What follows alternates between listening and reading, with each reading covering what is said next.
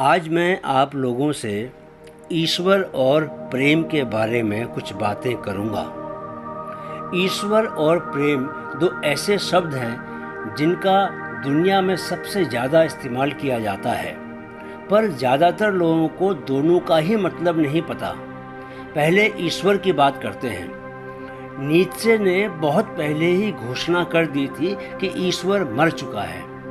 जो लोग वैज्ञानिक नज़रिया रखते हैं और पृथ्वी पर जीवन को महज एक संयोग मानते हैं, वे ईश्वर को एक अवधारणा से ज़्यादा कुछ नहीं समझते। लेकिन हमें उन लोगों से फिलहाल कोई वास्ता नहीं। हम तो उन लोगों की बात कर रहे हैं जो ईश्वर को बहुत मानते हैं। बिना ईश्वर के उन्हें नींद नहीं आती, खाना नहीं पचता। वे रोज नहा धोकर अपने ईश्वर की पूजा जरूर करते हैं। दुनियादारी के सारे काम बाद में, ईश्वर सबसे पहले। इनकी दिक्कत यह है कि ये अपने ईश्वर को सबसे बड़ा, सबसे दयालु और सबसे ताकतवर मानते हैं। बस यहीं से सारी गफलत शुरू होती है। आप अगर इनके ईश्वर को कमतर बता दें या दूसरे के ईश्वर को ज़्यादा बता दें तो ये खड़ग तलवार लिए सड़क पर उतर जाते हैं।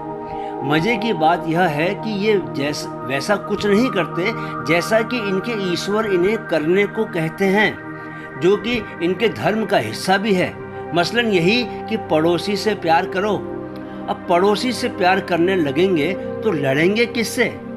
ये अपनी सुविधा के हिसाब से ईश्वर की बातों को मानते हैं, लेकिन ईश्वर को लेकर इनकी मान्यताओं पर कोई उंगली उठाए तो ये उसे नहीं बख्शते, फिर चाहे उनका ही ईश्वर क्यों ना बीच में आ जाए।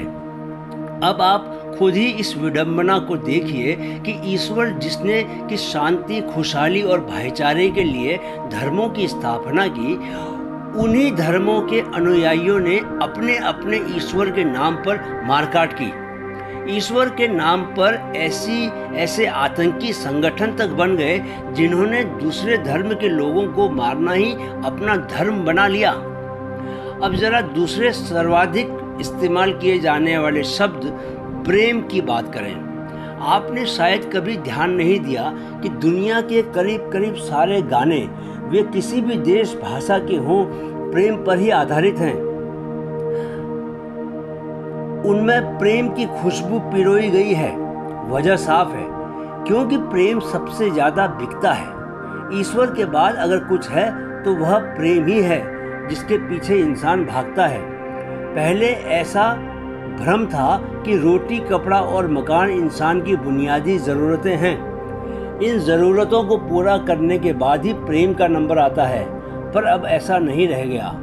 नौकरी हो न हो, पर प्रेम ज़रूर होना चाहिए। प्रेम के मामले में थोड़ा लिंग भेद है। लड़कियां और स्त्रियां तो फिर भी प्रेम करती हैं और इस प्रेम में गहरे भी उतरती हैं, पर ज़्यादातर लड़कों और पुरुषों का प्रेम सिर्फ शब्दों तक ही सीमित रह जाता है। चूँकि लड़कियां प्रेम करती हैं, दिखावा नहीं, इसलिए कई बार वह प्रेम विहीन रहने को भी तैयार रहती हैं। पर लड़के चूँकि ऊपरी प्रेम करते हैं, इसलिए वे प्रेम के बिना नहीं रह पाते। लड़की नहीं भी कर रही होती तो भी लड़के एक तरफा प्रेम कर रहे होते हैं, और कई बार तो वे सिर्फ इसलिए लड़कियों की हत्या तक कर देते हैं कि वे उनके प्रेम को स्वीकार नहीं करती।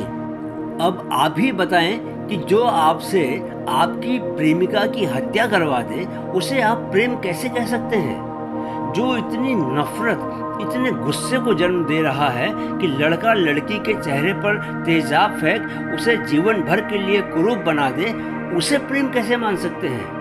हम प्रेम के नाम पर खुद को धोखा दिए जा रहे हैं। जरा अदालतों का चक्कर मार कर आए तो आप हैरान होंगे। तलाक की इतनी अर्जियां, और जब विवाह हुआ था तो प्रेम के नाम पर ही हुआ था, प्रेम विवाह। ईश्वर से मेरा कोई विरोध नहीं। इतनी बड़ी दुनिया है, इतने सारे मनुष्य, उन्हें बिना ईश्वर के संभालना बहुत ही असाध्य काम होगा। लेकिन दरखास्त यह है कि आप अपने ईश्वर को जान तो लो। क्या हिंदुओं ने भगवान कृष्ण को जाना है? उनके उपदेशों को सुना है? क्या उनका पालन किया है? मैं कहता हूँ कि अगर कोई हिंदू गीता को पढ़कर समझकर जीवन में अपना ले तो वह खुद ईश्वर जैसा ही बन जाएगा। कृष्ण की बातें जानने के बाद इस संसार के बारे में जानने को कुछ रह ही नहीं जाता। आपका तुरंत रूपांतरण हो जाता है। मुसलमान अगर मोहम्मद की बातों को समझ ले, ईसाई परम दयालु यीशु के वचनों पर गौर करें तो सबका रूपांतरण हो जाए। लेकिन किसी के पास अपने ईश्वर को जानने की फुर्सत ही नहीं। ऐसे में वह शांति कैसे आ सकती है जिसकी ईश्वर ने कल्पना की थी। ऐसे ही प्रेम है जिसे हम समझ ही नहीं पाए हैं कि वह है क्या। लड़के सुबह जिस लड़की को आई लव यू कहते हैं, शाम को उसी का कत्ल कर दे रहे हैं। असली प्रेम तो निर्माण करता है, नष्ट नहीं। ऐसे ही ईश्वर धर्म के रास्ते पर ले जाता है और शांति स्थापित करता है, अधर्म और अशांति नहीं। निष्कर्ष यही है कि ईश्वर और प्रेम दोनों के ही नाम पर हम खुद को धोखा दिए जा रहे हैं और दूसरों को भी धोखा दे रहे हैं। दोनों के सही अर्थ और सही रूप को समझेंगे, उन्हें जीवन में अपनाएंगे तो अपना भला करने के साथ साथ हम दूसरों का भला भी करेंगे।